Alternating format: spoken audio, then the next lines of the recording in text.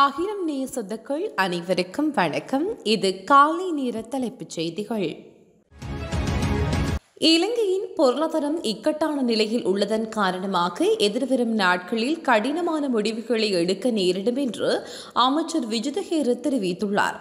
வெளிவிகார வெளிநாட்டு வேலைவாய்ப்பு மற்றும் சுற்றுலா அமைச்சின் அதிகாரிகளுடனான கலந்துரையாடல் ஒன்றில் அவர் இந்த எச்சரிக்கையை விடுத்துள்ளார். ஒரு குடும்பமாக உழைக்கும் போது குடும்ப முன்னேற்றத்திற்காக சில முடிவுகளை எடுக்க வேண்டும். ஆனால் அந்த முடிவுகள் குடும்ப நலனுக்காக எடுக்கப்பட வேண்டும். குடும்ப நலமே தங்கள் நலம் என்பதை குழந்தைகள் ஒரு நாள் புரிந்து கொள்வார்கள். அவ்வாறே நாட்டின் நலன் கருதி எடுக்கும் தீர்மானங்கள் சில நேரம் நமக்கு கஷ்டமாக இருந்தாலும் அதனை பழகிக்கொள்ள வேண்டி வரும். அது குறித்து யாரும் தப்பான அபிப்பிராயங்களை மேற்கொள்ள வேண்டாம் என்று தெரிவித்துள்ளார்.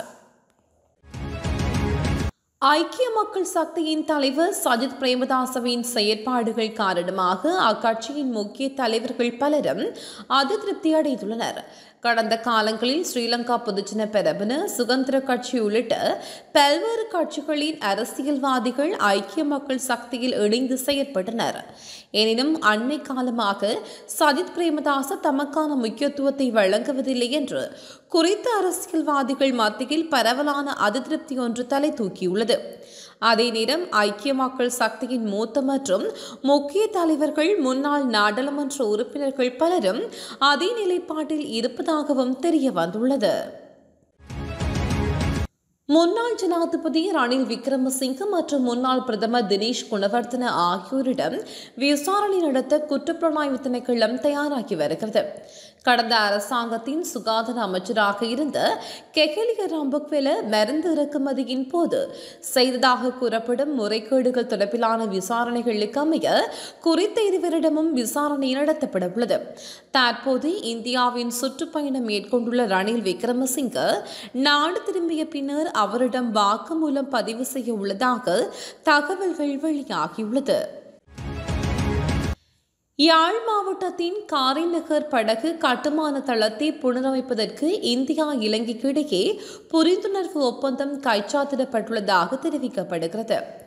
காரைநகர் படகு கட்டுமான தளத்தை புனரமைப்பதற்கு இந்தியா 290 மில்லியன் ரூபாய் நிதியாக வழங்குகிறது.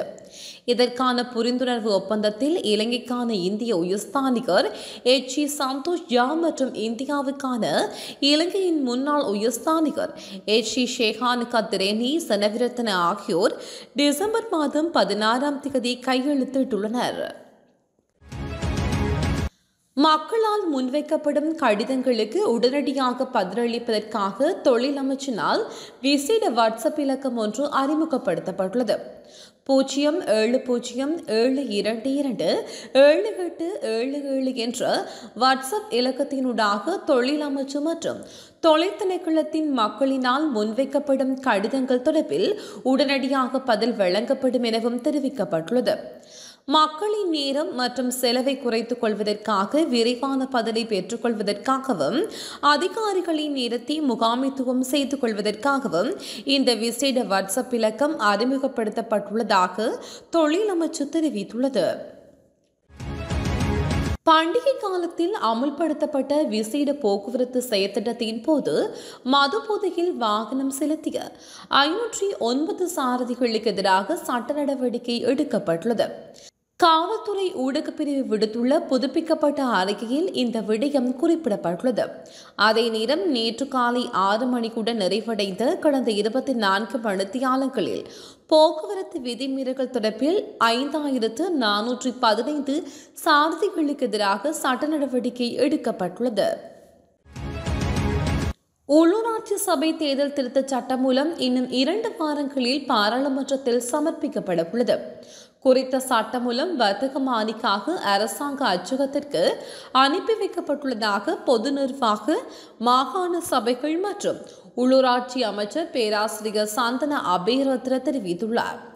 2023ஆம் ஆண்டு நடைபெறவுள்ள உள்ளூராட்சி மன்ற தேர்தலுக்காக கோரப்பட்ட வேட்புமனுக்களை மீளப் பெறுவதற்கு இந்த திருத்தமூடாக அனுமதி கோரப்பட்டுள்ளது.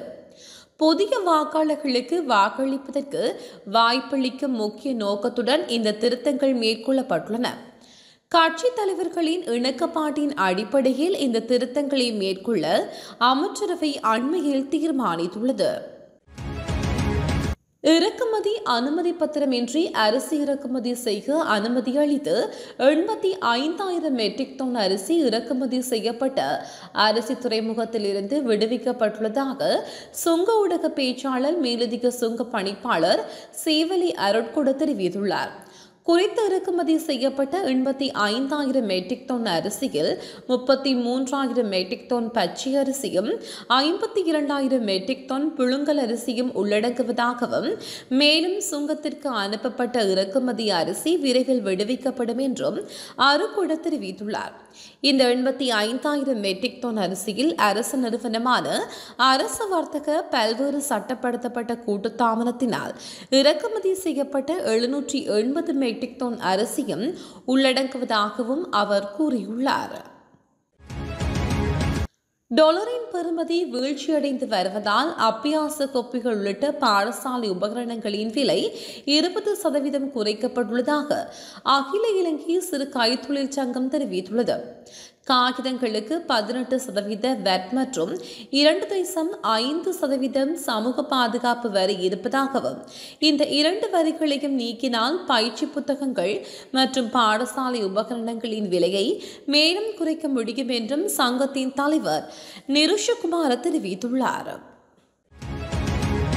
கிளிநொச்சி பரந்தன் முல்லைத்தீவு A35 வீதியில் அமைந்துள்ள புளியம்பொக்கனை 10ஆம் கட்டை பாலத்திற்கு அருகே இருந்து 2 ஆண்களின் சடலம் மீட்கப்பட்டுள்ளது. அத்துடன் அவர்கள் பயணித்த மோட்டார் சைக்கிள் ஒன்றும் மீட்கப்பட்டுள்ளது. இவ்வாறு மீட்கப்பட்ட 2 சடலங்களையும் மீட்கப்பட்ட இடத்திற்கு சென்று கிளிநொச்சி மாவட்ட நீதிமன்ற நீதவான் ஸ்மார்ட் ஜமீல் உடற்கூற்று பரிசோதனையின் பின்னர் சடலங்களை உறவினர்களிடம் ஒப்படைக்குமாறு உத்தரவிட்டுள்ளார். அத்துடன் அவர்கள் பயணித்த மோட்டார் சைக்கிளில் இறந்தவரிடமிருந்து 71,100 ரூபாய் பணமும் போலீசாரினால் மீட்கப்பட்டுள்ளது. அனுராதபுரத்தில் இளம் கர்ப்பிணி பெண்ணை கணவன் கொடூரமான கொலை செய்ததாக குற்றம் சாட்டப்பட்டுள்ளது. பதவியா பகுதியைச் சேர்ந்த 27 வயதான ருவந்தி மங்கலியா கொலை செய்யப்பட்டுள்ளார். 8 மாத கர்ப்பிணி தாய் நேற்று முன்தினம் சந்தேக நபரான கணவரினால் அடித்து கொலை செய்யப்பட்டுள்ளதாக போலீசார் தெரிவித்துள்ளனர்.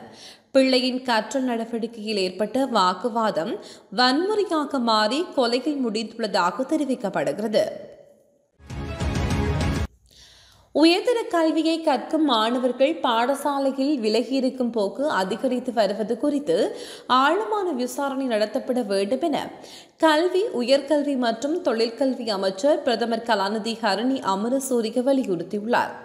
மகரகம தேசிய கல்வி நிர்வாகத்தின் கண்காணிப்பு விஜயத்தின் போது வகுப்பறை வருகையில் குறிப்பாக சிறுவர்கள் மத்தியில் குறிப்பிடத்தக்க அளவில் குறைந்து வருவது தொடர்பில் பிரதமர் கவலை தெரிவித்துள்ளார்.